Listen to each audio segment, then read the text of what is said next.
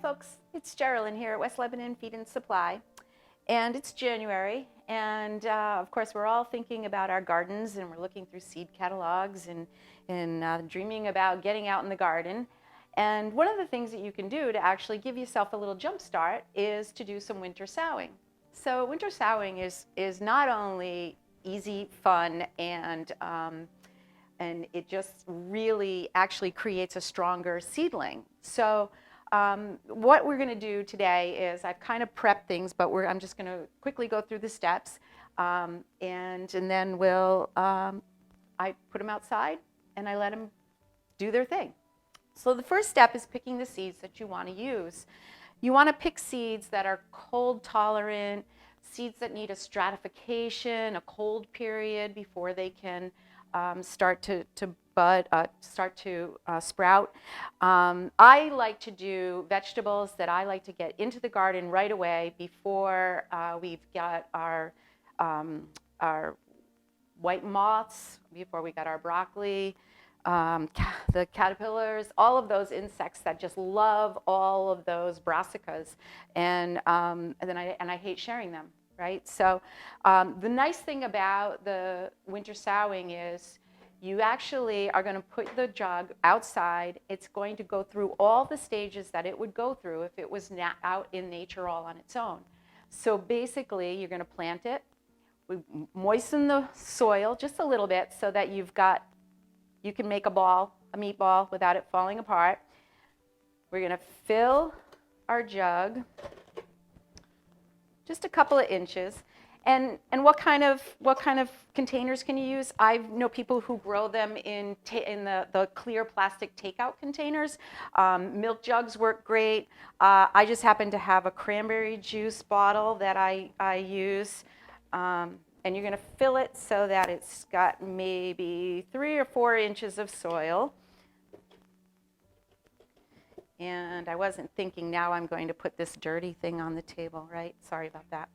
And I'm going to be planting in this one my snowball cauliflower.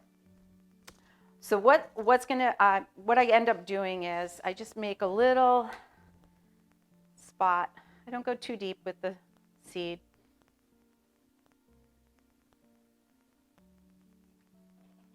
Always make sure you label them too, because you'll never remember, I guarantee. And we're just going to just sprinkle some in each of the holes, just like that. Cover them up. Close it. Now here's the thing. Some people will say take the cover off the bottle. I actually like to do that. Although this year I'm contemplating not doing it. Why? Because our winter has been full of rain, and I don't actually want him to drown out. There are holes in the bottom that I did with the drill, so it will, somewhat drain out, but I think that I'm going to leave the cover on until I start seeing them, usually about the beginning of April. It all depends on the weather, for one, but as the days start getting longer, the seeds, just like out in nature, are going to start to sprout.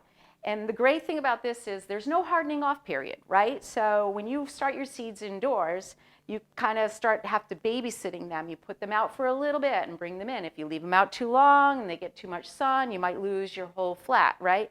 These are already outdoors. They're already getting that light. They're already getting that cold temperature fluctuation, and it just makes it for a stronger seedling.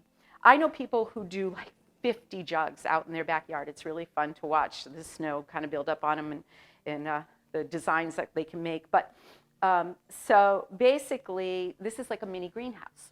So then when they start getting to be a couple of inches tall, what you do is you take the tape off. I'll be taping this up. You take the tape off and you kind of just open it up and let them grow until they get to be a good size for transplanting.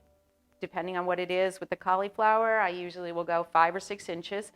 And then I plop them in the ground with a rime or some kind of fabric cover over them, and that's it, right? Then they go and they do their thing. I am eating my cauliflower long before any of those caterpillars even are coming out yet. So it's a really easy thing to do.